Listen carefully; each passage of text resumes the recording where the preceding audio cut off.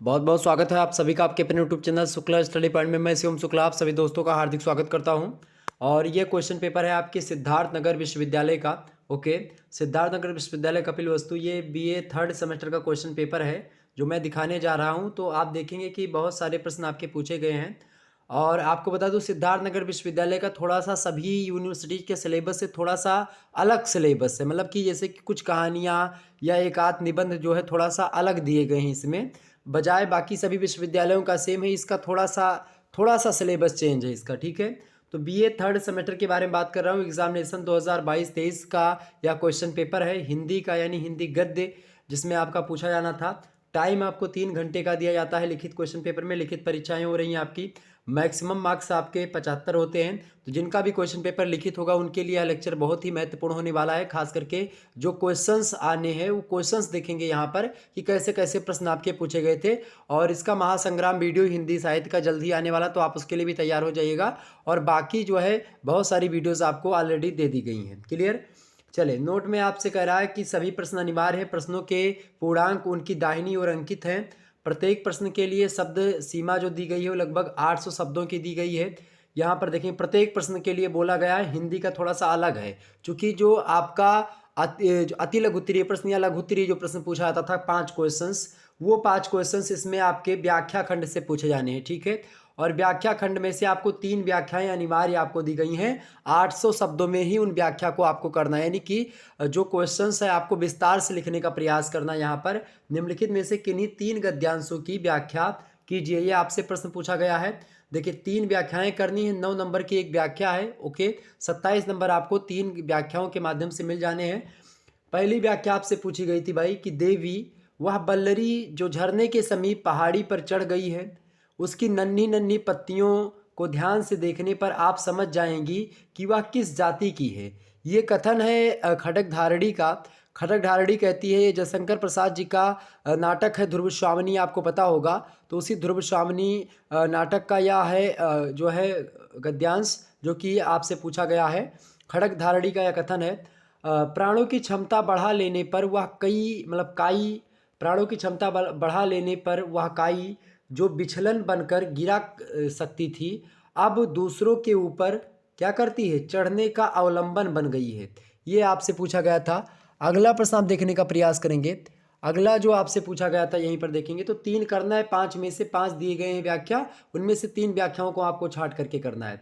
अगली व्याख्या आपसे पूछी गई कि तो इसका क्या होगा संदर्भ भाई, जयशंकर प्रसाद की रचना ध्रुव स्वामिनी नाटक है, आपके पाठ्यक्रम में संकलित है, उसी से संकलित है। ठीक है, ध्रुव स्वामिनी सभी में संकलित है, पूरी सभी विश्वविद्यालयों में।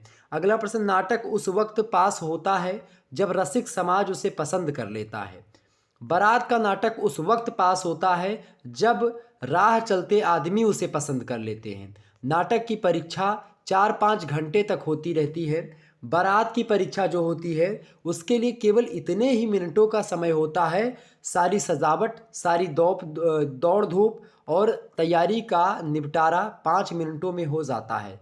तो ये एक प्रकार से आपका जो प्रेमचंद जी हैं उनका लिखा हुआ ये उपन्यास है, गबन उपन्यास से लिया गया है। ठीक है, तो गबन उपन्यास का यह गद्यांश था जो आपसे पूछा गया था।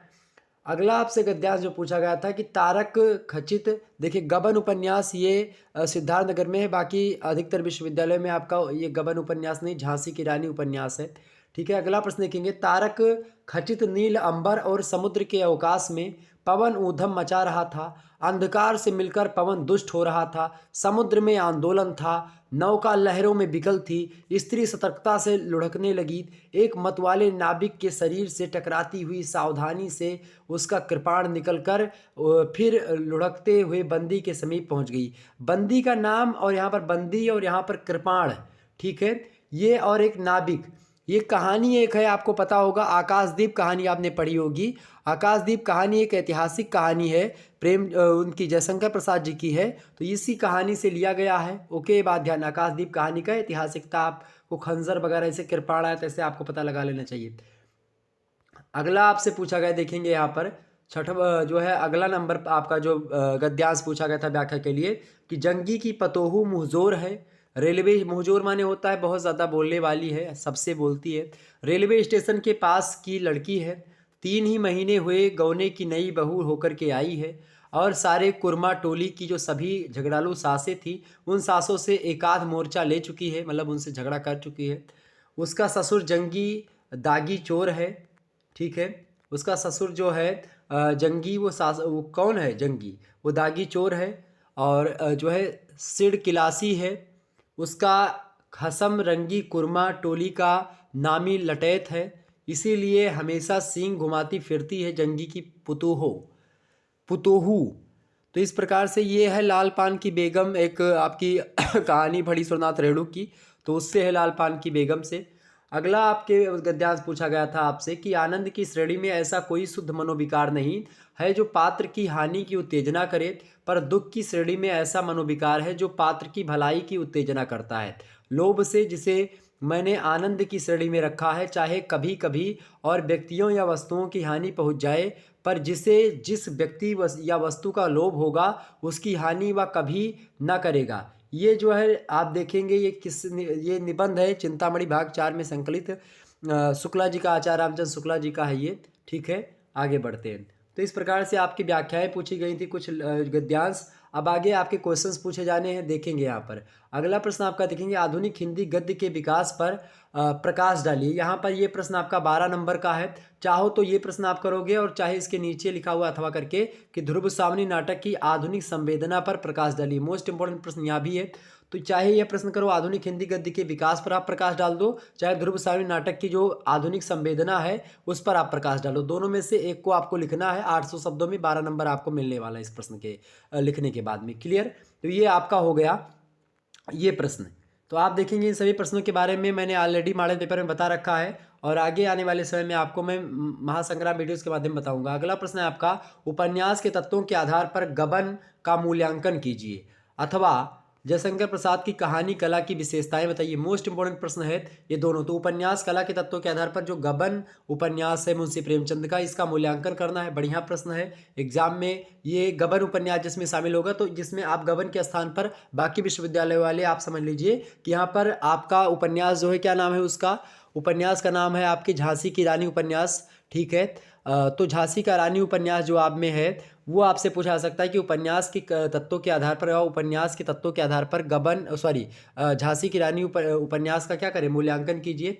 या आपसे प्रश्न पूछ सकता है कि शंकर प्रसाद की कहानी कला की विशेषता बताइए। तो ये सब प्रश्न सभी विश्वविद्यालय में पूछे जाने हैं।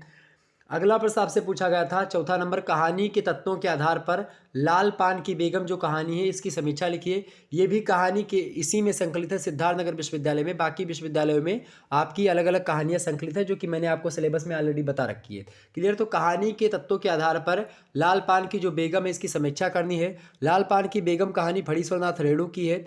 अपने में आप देखते हैं कि कौन सा जो है वो है, क्या बोलते हैं, एक कहानी आपके पाठ्यक्रम में संकलित है, उसे व्यंग के रूप में संकलित है। जो है आत्म भोला राम का जीव, फणीश्वरनाथ रेणु की का ही एक व्यंग है, वो संकलित है। इसके अलावा बहुत सारी कहानियां संकलित हैं आपके पाठ्यक्रम में, ठीक है। मैंने ऑलरेडी आपको बताया। तो चाहो तो आप कहानी कला के तत्वों के हिसाब से आप हर एक कहानियों के कला के तत्वों के आधार पर आप उनकी समीक्षा एक बार जरूर पढ़ लीजिए गूगल पर सर्च करके, ठीक है। बाकी अधिकतर कहानियों के बारे में मैं ऑलरेडी बता दूंगा आपको, परेशान ना हो। अथवा करके आपको प्रश्न दिया गया है, मजदूरी और प्रेम निबंध के प्रतिपाद्य पर प्रकाश डालिए। मजदूरी और प्रेम निबंध जो है, इसके निबंध के प्रतिपाद्य माने होता है उद्देश्य, इस पर आपको प्रकाश डालने को लेकर के प्रश्न पूछा गया था। तो जो भी आपके निबंध हैं उनको लेकर के आप उनके जो उद्देश्य होते हैं, खासकर निबंध लिखने के उद्देश्य बहुत महत्वपूर्ण होते हैं। क्लियर? अगला प्रश्न, विद्यानिवास मिश्रा का की निबंध शैली की विशेषताएं बताइए। मोस्ट इंपोर्टेंट प्रश्न है, आपकी परीक्षा में आ सकता है। अथवा करके आपको प्रश्न दिया गया था कि आत्मकथा विधा का स्वरूप मतलब कि स्वरूपगत परिचय दीजिए। मोस्ट इंपोर्टेंट प्रश्न है। तो आपका ये सारे के सारे प्रश्न आपकी परीक्षा में पूछे गए थे। ये आपका जो विश्वविद्यालय है उसका नाम है सिद्धार्थनगर विश्वविद्यालय, ठीक है, कपिल वस्तु। आप देखते हैं। और इसके अलावा ये शिक्षा शास्त्र का क्वेश्चन पेपर था ऑब्जेक्टिव टाइप का, इसको मैंने सॉल्व करवा दिया है। राजा महेंद्र प्रताप सिंह स्टेट यूनिवर्सिटी का क्वेश्चन पेपर है एजुकेशन का, बीए 3rd सेमेस्टर वालों के लिए। सभी विश्वविद्यालयों का सेम सिलेबस, सिद्धार्थनगर विश्वविद्यालय का भी। तो आप इसको अगर देख लेंगे तो आपके लिखित में के लिए आपको डाटा तैयार हो जाएगा, बढ़िया जानकारी हो जाएगी।